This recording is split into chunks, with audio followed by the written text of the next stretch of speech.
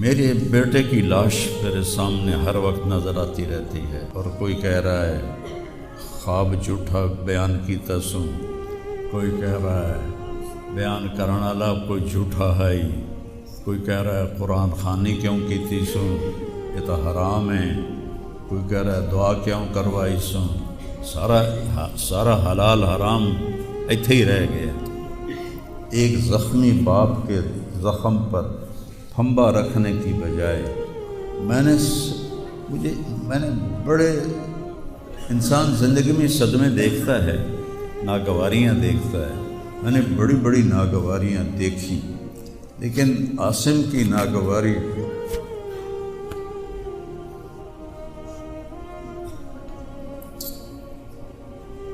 حضرت عبداللہ بن ابو بکر کے اشعار ہیں جو میں نے تھوڑی تبدیلی کے ساتھ آپ کو ذکر کیے ہیں۔ اے عاصم، جب تک سورج چمکتا رہے گا تیری یاد میرے اندر تازہ ہوتی رہے گی، میں تمہیں کبھی بھلا نہ پاؤں گا۔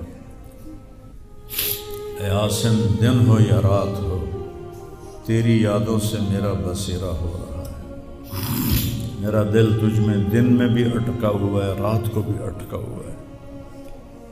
یہ اس وقت میری حالت ہے، تو میں اس کانپتے ہاتھ کو دیکھتا ہوں، پھر یہ شعر پڑھتا ہوں، ترکت ابا کا مرشتاً یدا، تو نے کس حال میں باپ کو چھوڑا کہ اس کے ہاتھ کانپ رہے ہیں، وَأُمُّكَ لَا تُسِيغُ لَهَا شَرَابًا، اور تیری ماں کا سینہ اتنا گھٹ گیا ہے کہ اس کے اندر پانی بھی نہیں جا رہا جو سب سے آسانی سے چلا جاتا ہے۔ یہ کیفیت ہو ماں باپ کی، اور کوئی مولانا اٹھ کے تبصرے کر رہا ہو، کوئی مفکر اٹھ کے تبصرے کر رہا ہو، بتاؤ میرے اوپر کیا گزری ہو۔ اس لیے میرے نبی نے فرمایا کہ زبان کو روکنا ساری شریعت کا خلاصہ ہے۔ دین بیان کرتے ہوئے جن کی زبانیں زہر بن جائیں اور شعلے برسائیں، ان کو بھگتنا پڑے گا آخرت میں۔ میں نے اپنا حصہ معاف کر دیا، میں نہیں چاہتا کہ یا اللہ میں نہیں چاہتا، میری توبہ کہ میری وجہ سے تیرے محبوب کے کسی امتی پر کوئی تکلیف ہے، میں نے سب معاف کر دیا۔ لیکن اللہ کا نظام تو چلتا ہے، اور صرف لائک لینے کے لیے جھوٹی خبر، چند پیسے اکٹھے کرنے کے لیے، وہ یہ نہیں جانتے کہ ایک باپ کا زخمی جگر اور کتنے زخم گہرے ہو جائیں گے تمہارے چند پیسوں کے لالچ، اور کرنے کو کوئی باتیں ہیں نہیں، اور جو اس قسم کی واہیات بولتا ہے اس کو لوگ سنتے بہت، کوئی مثبت بات کرتا ہے تو اس کو سنتا کوئی نہیں۔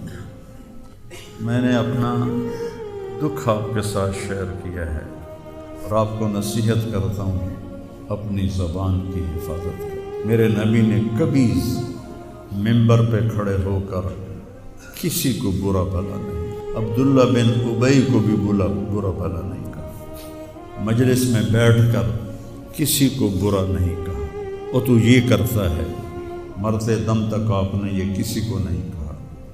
کسی کی کمی بھی دیکھی تو نظریں جھکا لی، اس کی کمی کو اچھالا نہیں۔ ہمارے ہاں، ہمارے خطیبوں کے ہاں یہ دین بن چکا ہے کہ ان کے سامنے میرے نبی کی سیرت نہیں ہے، تو میں آپ کے سامنے ہاتھ جوڑتا ہوں، ویسے بھی کسی کو اپنی زبان سے دکھ نہ دیا کرو۔ چہ جائے کہ ایک جوان بیٹے کی موت کا غم لیے ایک زندہ لاش پھر رہی ہو، اور اس کو پتھر مارے جائیں، اور اس پر اپنے غصے کو نکالا جائے، بڑے دکھ کی بات ہے، بڑے درد کی بات ہے۔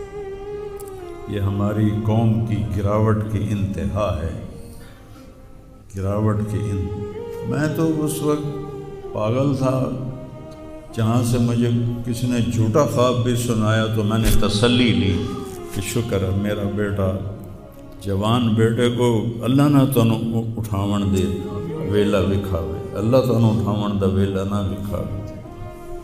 تو جو تار سے نکلی ہے وہ دھن سب نے سنی ہے، جو ساز پہ بیت گزری ہے وہ کس دل کو پتہ ہے۔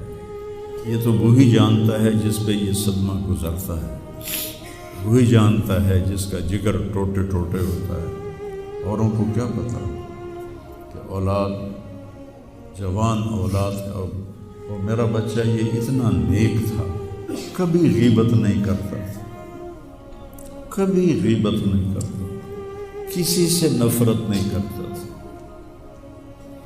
کسی کی غیبت کرنے نہیں دیتا تھا، کسی کی برائی کرنے نہیں دیتا تھا۔ یعنی اس کی آپ بات سنو کہ یا اللہ جن جن لوگوں نے پاکستان کو لوٹا ہے اس میں جتنا میرا حصہ لوٹا ہے میں نے سب کو معاف کیا۔ ایسے اخلاق والا بچہ میرا مر جائے اور مجھ پر تان و طنز ہو رہا ہو، قرآن خوانی کیوں کرائی، کفر کر دیتا ہے، اسلام ہی چوں نکل گیا۔ یہ دیوبندی بریلویوں نے آپس میں لڑ کے پوری امت کا دھولیا بگاڑ کے رکھ دیا۔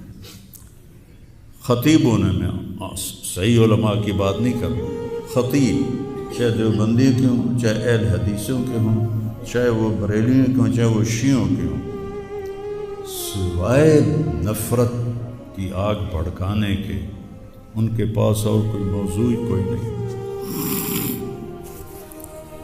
نئی گاڑی میں کوئی غریب آدمی کو بٹھاتا نہیں ہے، وہ نئی فارچون میں وہ اس پاگل کو بٹھاتا تھا۔ یہ بھی مذاق بنا دیا لوگ۔ ہائے ہائے بڑے، اور دل ہی تو ہے نہ سنگ و خشت، درد سے بھرنا آئے کیوں، اور تم مجھے اور رلا رہے ہو۔ اس کو بھی مذاق بنا دیا۔ ابھی بھی زندہ ہمارے گاؤں میں جائیں ویکھنے، جا کے ویکھ لو۔